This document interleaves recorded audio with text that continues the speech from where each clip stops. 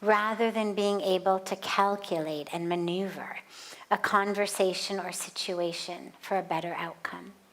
How do I navigate this workspace strategically without losing my connection to myself? This was asked by Courtney in the UK.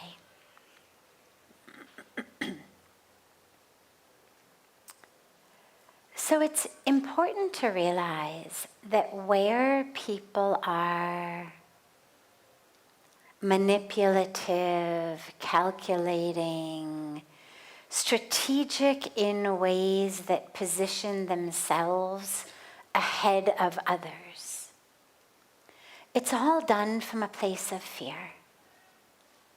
Where there is plenty, nobody worries. It's like if you come to one of the days where we feed all of the saints, and we feed them every day, but sometimes we feed them outside instead of in their hall, and it's very beautiful. We just did it yesterday, so it's fresh in my memory. We feed all of the saints, we feed the Rishikumars, we feed the priests and everybody, and if you forget for a moment about the fact that they're holy people, and you just assume that they are people hungry for lunch, nonetheless, knowing that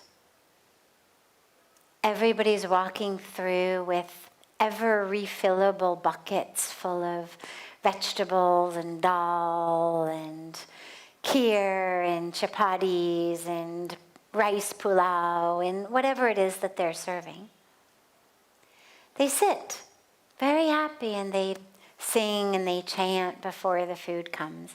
And again, forget for a moment the fact that they're holy people. Just even if you just think of them as normal people even,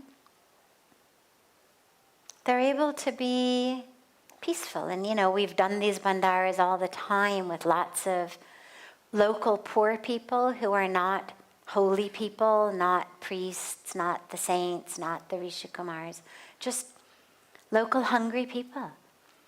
And what you find is, as they see lines of people waiting to serve them, getting buckets full of food, big buckets, and huge vats of food being cooked, they sing and they chant while the food is being served.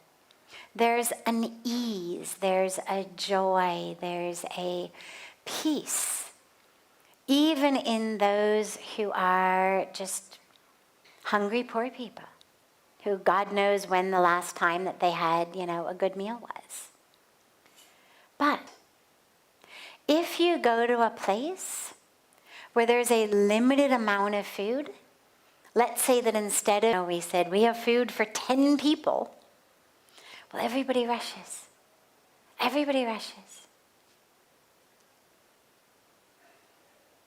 We saw that in times of the tsunami, when we were doing relief work after the tsunami. The trucks would come in of food and people would literally throng to them, pushing each other out of the way. Not because they're bad people, but because they're terrified, if I don't get this food, if they don't have enough, I'm going to die, or my family's going to die. But when you know there is enough, when you're sitting in a bandar and you're being fed by people with constantly refilled buckets of food, nothing to stress, nothing to worry, nobody to push out of the way, because there's enough food for everyone. They're going to keep bringing around chapatis until you say no more. But if there's a limited amount of food, and you don't have another way of getting it, you see people, they push each other out of the way. We see it happen when cities have run out of water. A tanker comes in. A few years ago, this happened in Chennai. We've got water shortages in Delhi, and so many places we go through this, and tankers come in, and you'll see fights. There have been people killed trying to fill up buckets of water because they are afraid that if they don't get it, they're going to die. Now you flash over to Courtney's question about the workplace.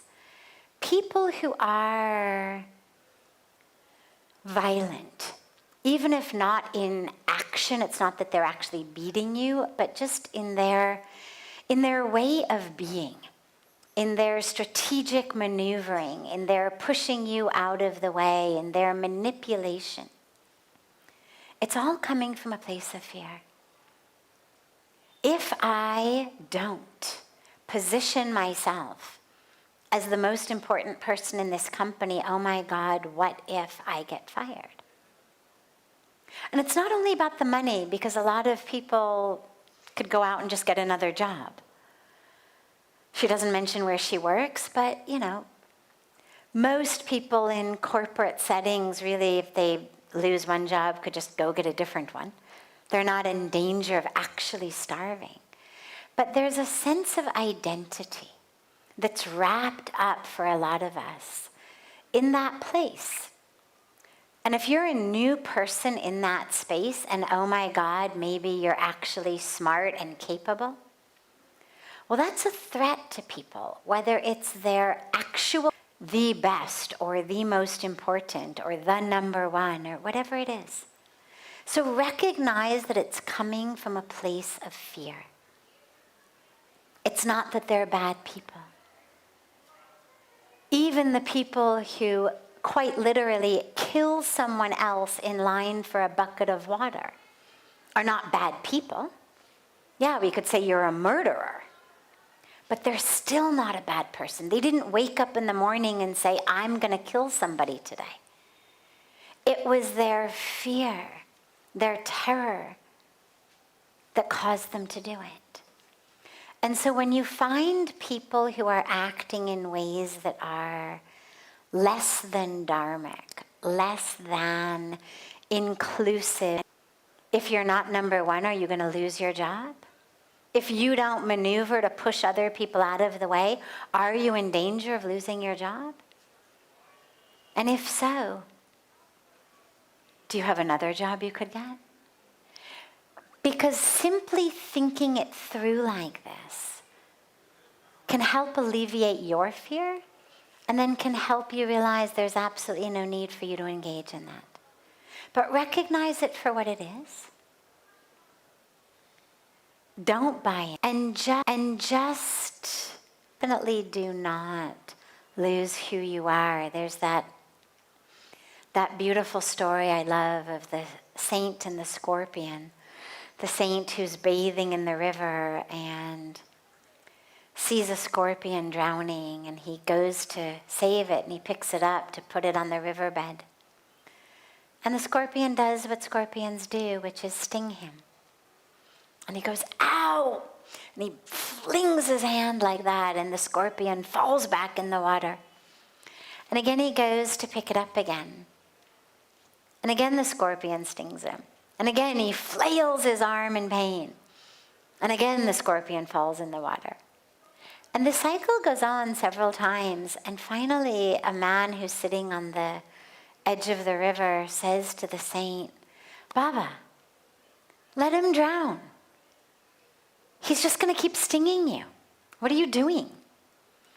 And the saint says, he's stinging me because it's his dharma to sting. He's not leaving his dharma. My dharma is to save. So if he's not leaving his dharma, why should I leave my dharma? And while it's certainly not anybody's dharma to be calculating and maneuvering and manipulative and pushy and whatnot, it's certainly your dharma to live in alignment with your values, your ethics, your truth. And regardless of what it is that's making them live out of alignment with that, there's absolutely no reason for you to let go of it. And it's why we don't all become best friends with everyone we work with. Sometimes if you're lucky, you'll have friends or acquaintances, people you eat lunch with or have a cup of tea at the tea break with, or coffee at the coffee break, whatever it may be, or chat over the water cooler type of thing. But make sure that you're not trying to squeeze something out of them that isn't necessary, and that isn't necessarily what they have available in that moment. Find that inner sense of fulfillment, that inner sense of connection in other ways. And chances are, I'm sure, I would hope, that not everyone is like this, and that there are at least some who are not, who you can connect more deeply with. But by all means, never give up who you are just because other people, whether it's a workplace situation, whether it's a school peer pressure situation, whether it's a different type of community situation, just because people are acting in a way that isn't in alignment with your truth, and it may make you feel like the odd person out, it's much better to feel like that than to give up who you are. So always, always, always stay true to yourself. And, maybe help them understand that, hey, you're not there to take their jobs, you're not there to push them out of the way, you're there to bring a new skill set, new abilities. Presumably that's why you were hired. The company already had them. But you've been hired to bring in a new skill set. New abilities, new gifts, new vision. So help them understand that. Maybe that'll help everybody be able to kind of exhale. And maybe it won't. Maybe that is too deeply embedded into their culture. And that's also okay. But at least you'll know that you've shared your truth. And ultimately that's what matters most. Beautiful. Thank you for that question. And any other questions that anyone here has? We have these 2 microphones, one on each side. So if you've got a question, just feel free to come up to either of the microphones. Yes, please.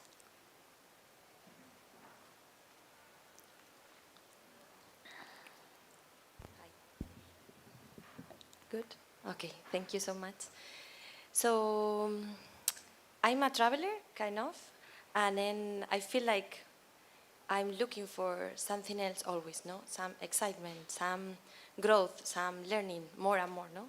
It's like practicing asanas, and instead of staying in the asanas, pushing myself more and more to reach better state, always better and better. Yeah. So how to stay in the asana, how we are, and enjoy that instead of... Beautiful. Thank you. So there's a teaching in the Yoga Sutras by Patanjali that says, Sthira Sukham Asanam. And it means that which is stable and happy is asana. And that which brings stability and happiness is asana. And so, yes, sure, there are styles of yoga, lineages of yoga that are focused on a flow. But even in those lineages, you have to learn to find stability. Because without stability, you can't find happiness. Or at least not stable, lasting happiness. If you're in a constant state of motion, imagine just for a moment, for example, let's say you're doing Surya Namaskar, you're doing a sun salutation, and you're moving very quickly through all of the different asanas. Well, maybe one of them brings you happiness, right? Maybe you love bending over in Uttanasana and you get that great stretch, and for a split second, you feel, but then immediately, there you are going into the next move. So it's not a lasting happiness. It's just momentary. It's fleeting. In order to find that which is stable, you have to also be able to hold the asanas. And that's why in all of the traditional lineages of yoga, the ones that are really focused not just on your waist or your hips or your weight or getting you to sweat or things like that, but that are actually focused on the spiritual aspects as well. There's always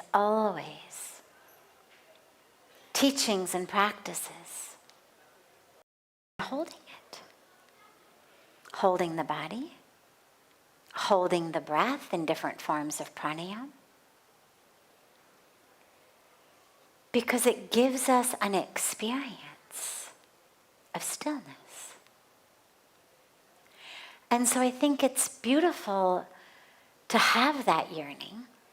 And it sounds like you've already got an asana practice, which is great. And one of the beautiful things about a yoga practice is the whole point of it is it's supposed to stay with us when we get off the mat. And so you should bring into your yoga practice staying. Maybe you get, an alarm. Set it for a few minutes. It doesn't have to be an hour. Pujya Swamiji, my guru, used to stand in Vrikshasana, in tree pose, for 11 hours a day. That's stability. Something far beyond stability as well, of course, but it's a spiritual practice. It's not about loosening your hips. It's a spiritual practice. But it doesn't have to be 11 hours. It doesn't even have to be 11 minutes. It can be 5 minutes. Set an alarm. Get into your Trikonasana and hold it for 5 minutes. But you find something really interesting. Even in that stillness, it's not about becoming a stone. Because as you hold the asana, there's always an internal adjustment. It's not you go into it and then you don't budge. There's always an adjustment. You're always remembering the back heel, the ball of the front leg, right? The rotation of this hip, the extension of the arm. Otherwise, the body kind of falls in on itself. So even as you're holding it, there's a constant internal readjustment. And that's really the teaching for life as well, which is we become still in order to have that subtle readjustment. See, if I'm going through sun salutations at a beat like this, there's no time for adjustment. There's barely time to actually straighten my legs. It's a great workout. It achieves something different. It gets the energy going. It gets a flow going in the circulatory system. It opens channels. It's wonderful. But it's a different practice. In order to have the subtle ability to adjust within, I have to become still.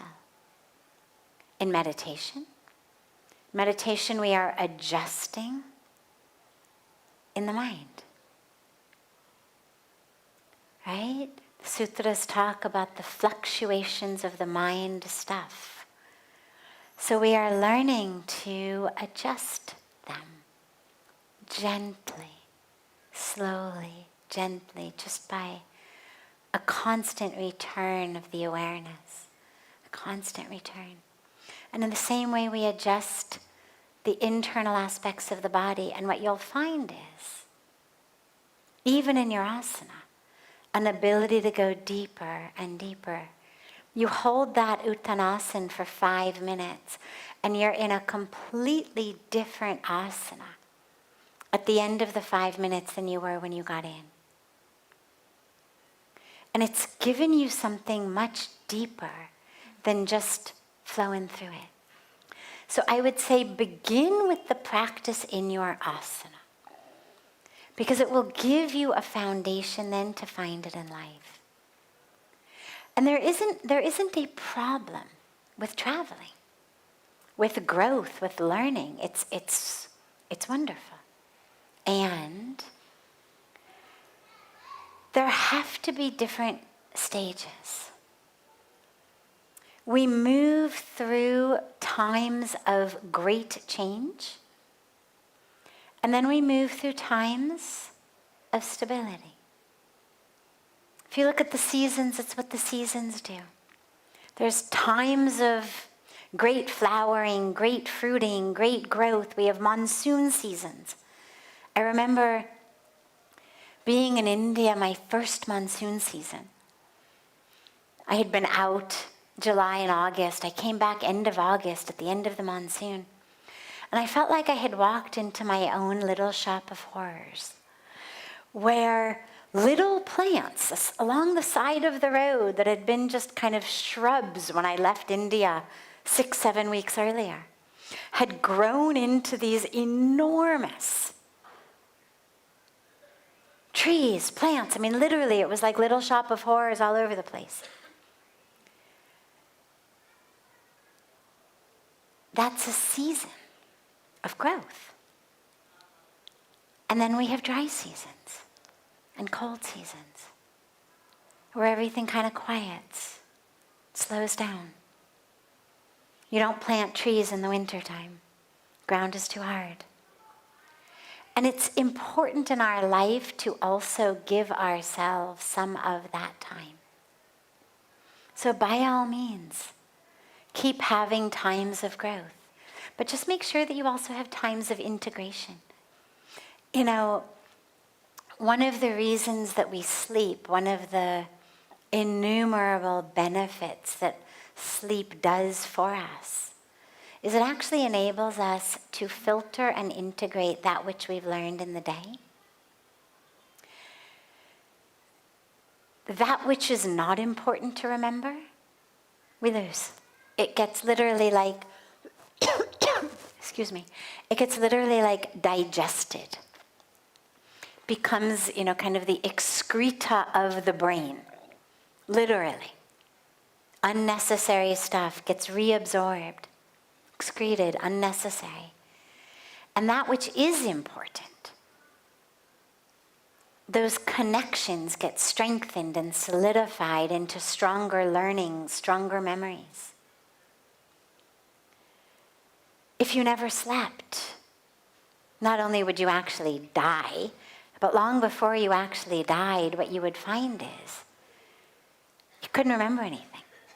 It's why when kids try to cram for exams by staying up all night, it might work for 24 hours. Stay up all night, take the exam at 8 a.m.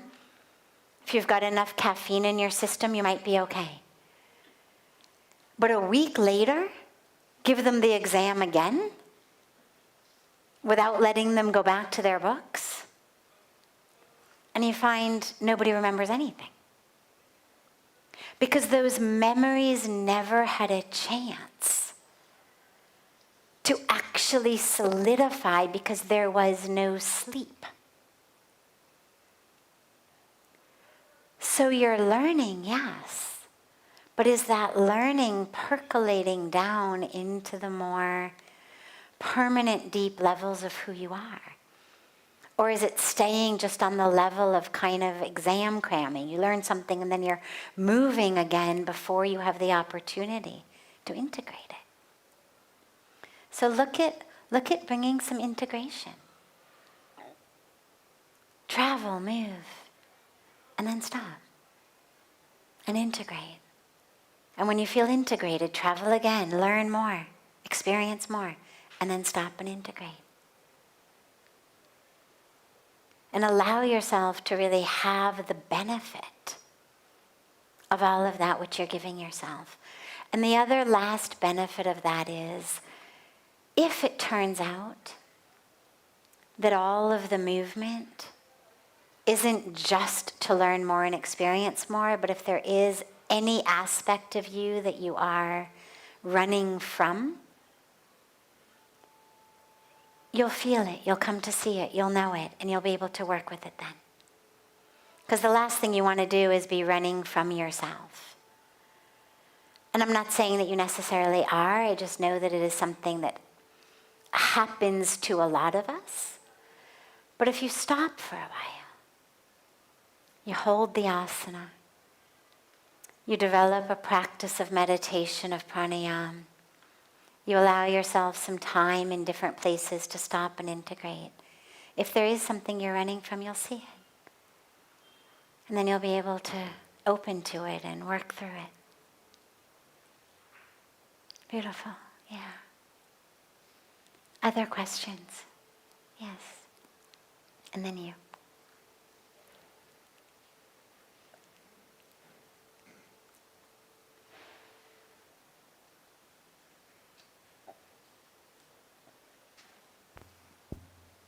Namaste. So it has been close to 3-4 weeks I've been here, and I'm trying to practice meditations, right, in the morning and the evening. And before this, I've been to Vipassana. So I did that 10-day course there, and I actually just in one session I got this glimpse of that nothingness, or like I don't know what was that, but just for a few seconds, right? So coming here when I'm practicing meditations, in the past, because what I'm observing is that when I'm doing my work, regular work, that awareness comes back and focus on my breath, right? And I just keep going Beautiful. into that. But at the same time, I have this conflicting thought that on which I should focus on right now. Should I be doing this, or should I be focusing on my work, right? So you have this conflicting thought, like how should I be usually or in that moment. So if you could help me to find the balance. Sure. So meditation is not anti-work.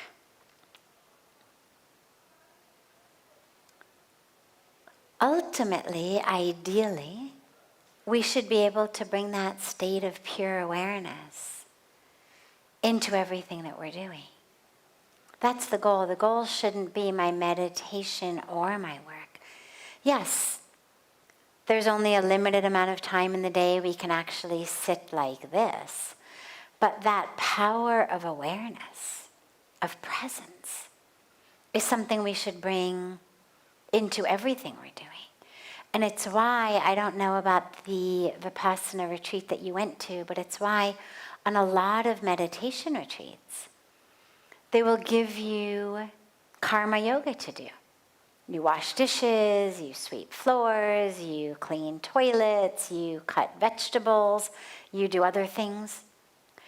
And it's not, this is your meditation time, and then this is the time when you really should be focused on the dishes you're washing.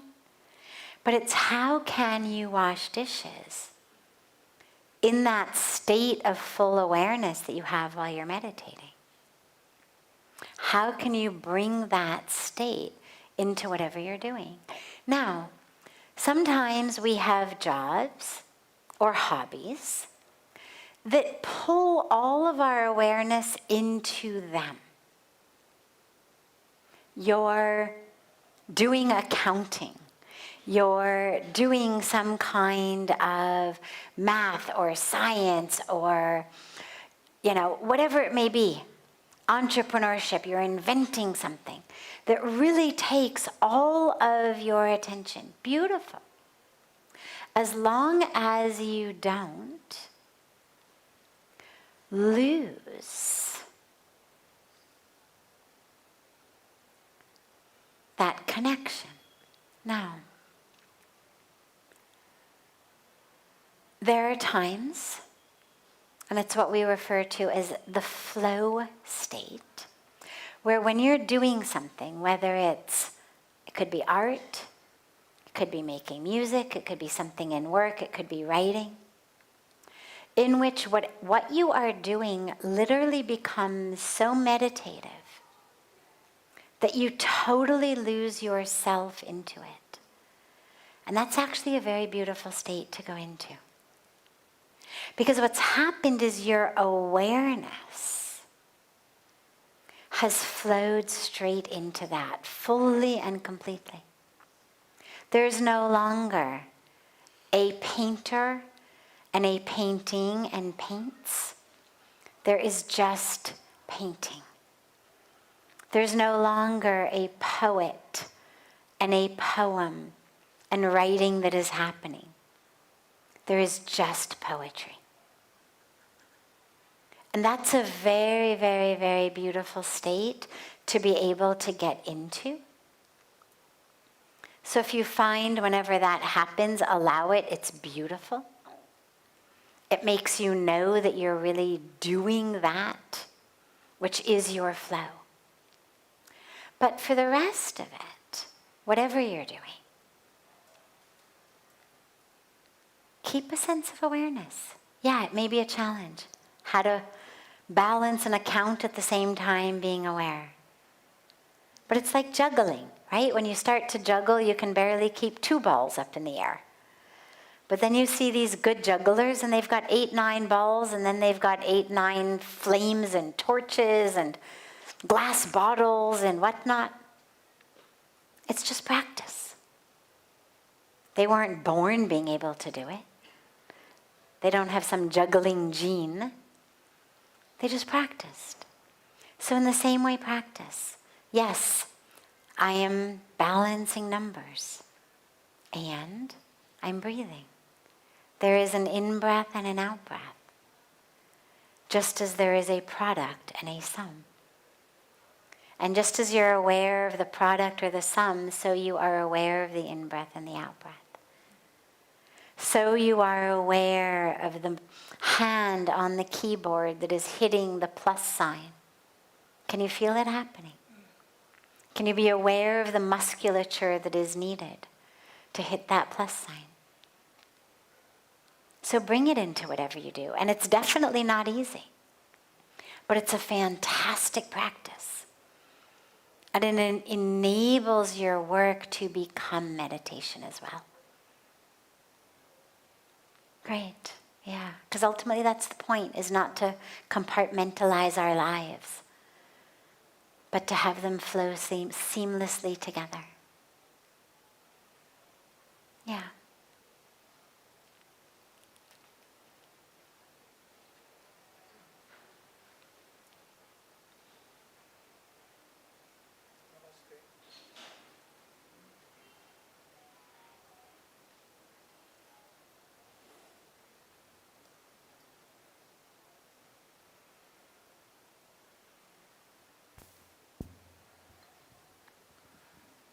Namaste.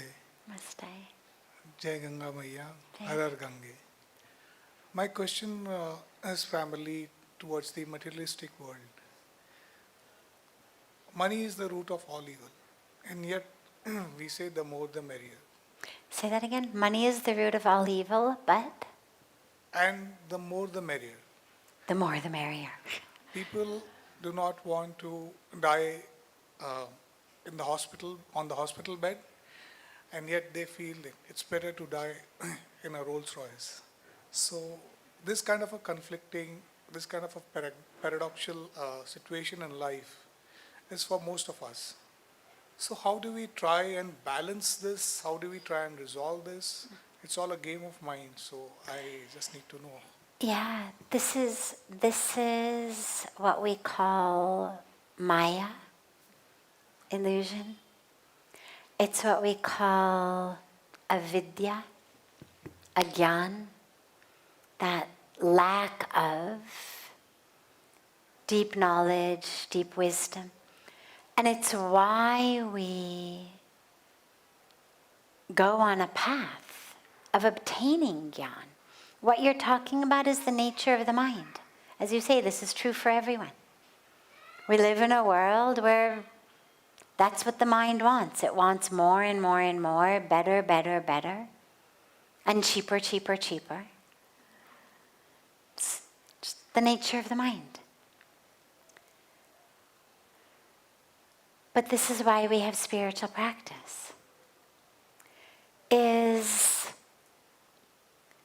to bring us into a state of wisdom. That's what we have discrimination for. It's why we meditate, to open the third eye. It's why we come to satsang. It's why we listen to spiritual discourse. It's why we listen to katha. It's why we read scriptures. It's why we have introspection. So we ask ourselves, okay, bought the Rolls Royce today. I'm the big man on campus. Is it enough? Can I stop? And every day we ask ourselves, is it enough? And if not, when will it be enough? And eventually, you realize it's never enough. Because before you have the Rolls Royce, you think, just when I get the Rolls Royce, then it'll be enough.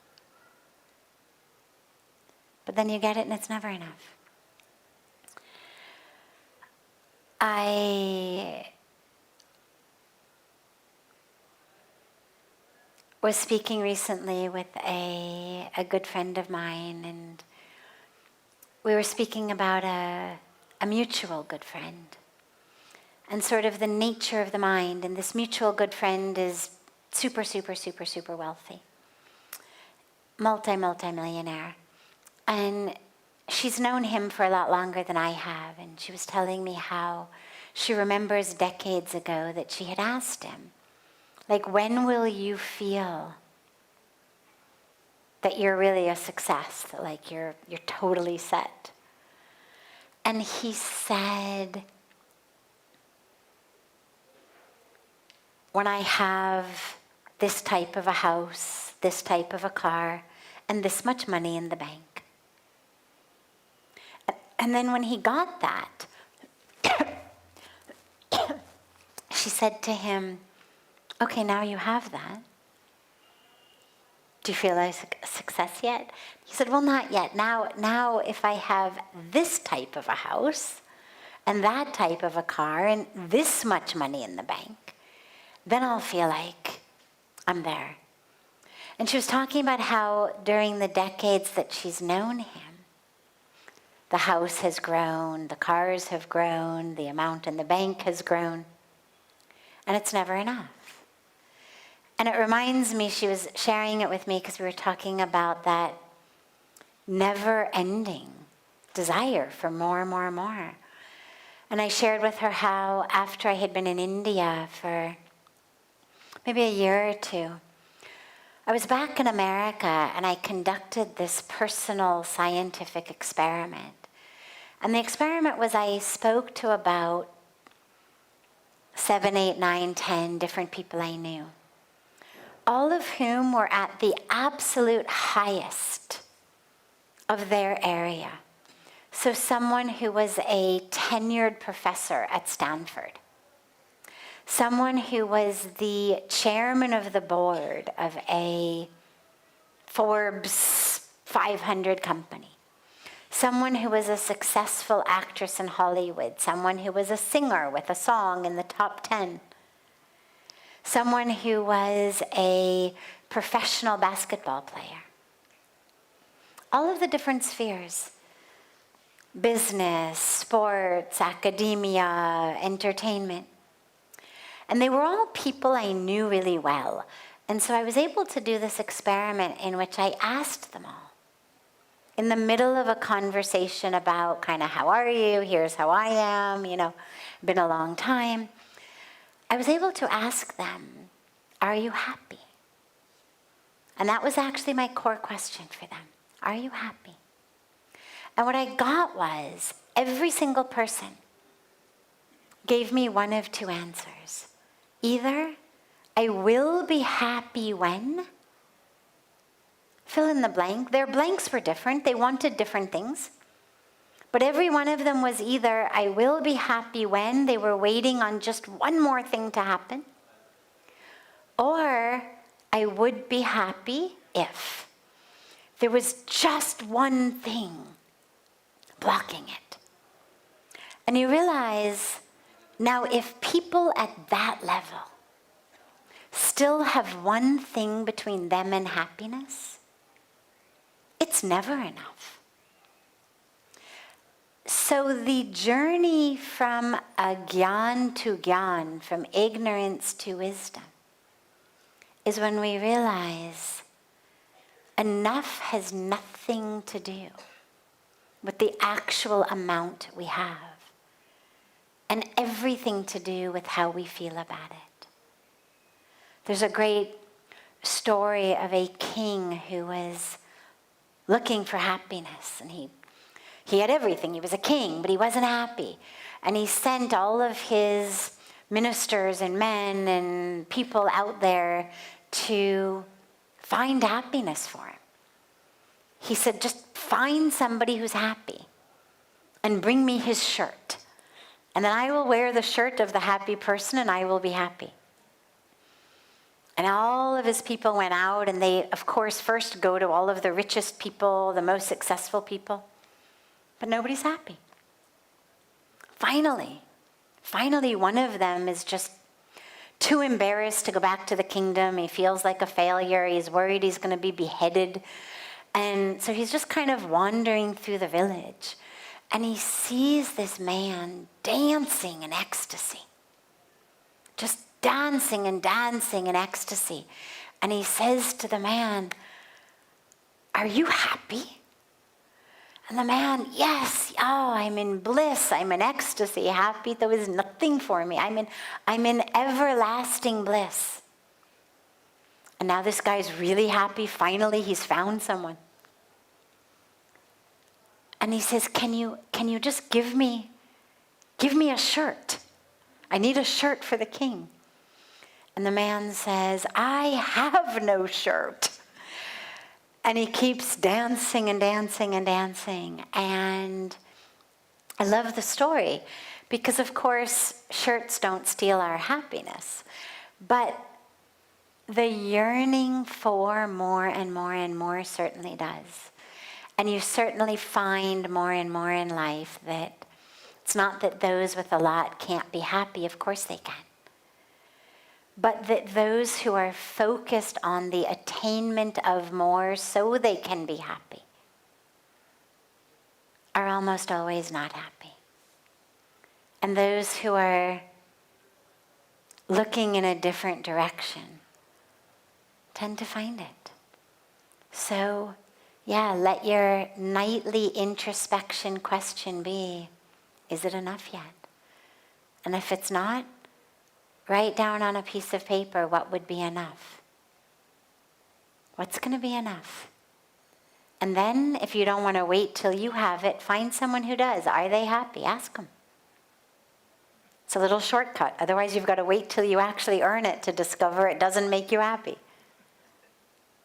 But you can shortcut by finding someone, if they're honest, who has that much. Does it make them happy? The answer is always no. So it's up to you how long you want to stay in that illusion and when you want to break free. And it doesn't mean you can't have a good job. It doesn't mean you can't continue to earn money. Of course you can. Doesn't mean you have to become a guy with no shirt dancing in the jungles. But it means that that's certainly a possibility. It's not going to make you feel like you've abandoned something. And it means that whatever you do, it's enough. So you get to come home on time. You get to spend the weekends with your family or doing seva or being in nature. You don't have to keep constantly pushing yourself to earn more, earn more, earn more, earn more. You get off the treadmill. Right? They say the rat that wins the rat race is still a rat. The only way not to be a rat is to get out of the race. Right? Beautiful. Have a a beautiful, beautiful rest of your evening, everyone. And I look so forward to being together tomorrow.